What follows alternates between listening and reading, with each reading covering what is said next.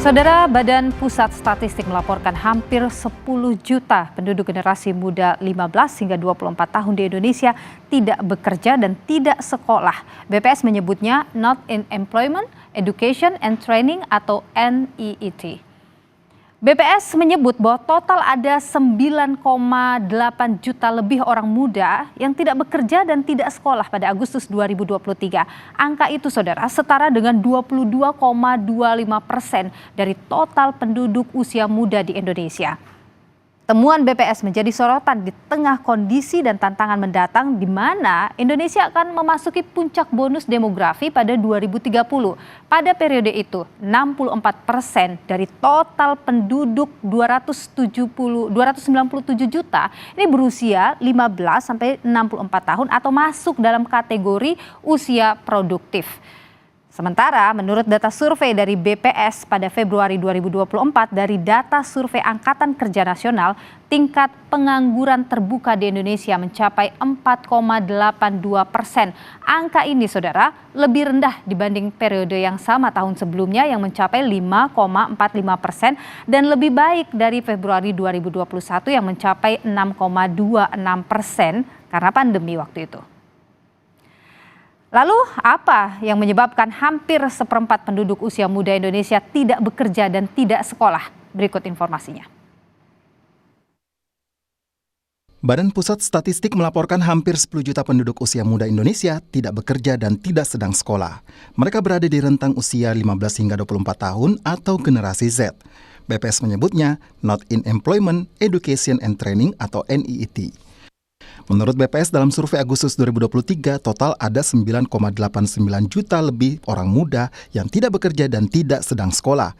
Angka itu setara dengan 22,25% dari total penduduk usia muda di Indonesia.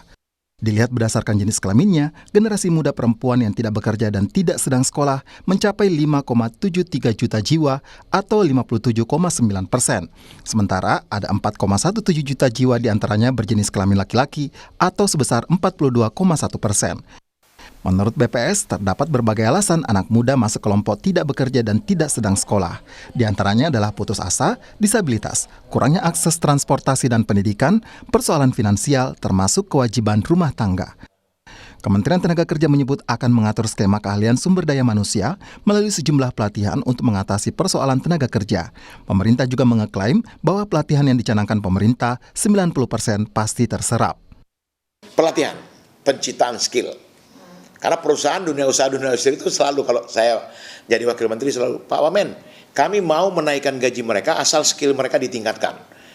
Kami mau menambah salary mereka asal mereka juga punya kompetensi yang bagus. Nah, oleh karena itu, dunia usaha, dunia industri yang sudah mempekerjakan mereka, bisa juga kita rekrut agar mereka juga bisa diberikan pelatihan sesuai yang diinginkan di dunia usaha tadi. Sosiolog Ida Ruwaida menyebut fenomena tidak produktifnya anak muda yang masuk rentang usia 15 hingga 24 tahun harus segera ditangani pemerintah. Ida menyebut perlu pendekatan secara kolektif untuk mengetahui akar masalah dari kalangan generasi Z. Besarnya jumlah generasi muda yang diharapkan produktif dan bisa menjadi bonus, ini nantinya akan bisa menjadi disaster. Jadi perlu ada upaya bukan hanya sekedar pencegahan atas terjadinya disaster, tapi juga intervensi di dalam rangka bagaimana mereka bisa masuk ke pasar kerja, tapi di sisi yang lain sebetulnya untuk bisa masuk ke pasar kerja, maka perlu modal manusianya ditingkatkan. Padahal, dari berbagai studi termasuk studi dari Kementerian PPN Bappenas, Indonesia mengalami masa bonus demografi pada 2030. Pada periode itu, 64% dari total penduduk 297 juta jiwa berusia 15 hingga 64 tahun atau masuk dalam kategori usia produktif. Presiden Jokowi menyebut bonus demografi penduduk usia produktif harus dimanfaatkan agar Indonesia bisa menjadi negara maju. Saya kira sudah sering saya sampaikan bahwa 10-15 tahun yang akan datang kita akan mendapatkan yang namanya bonus demografi muncul, dan itu yang akan, kalau kita bisa menyiapkan, itu yang akan membawa Indonesia menuju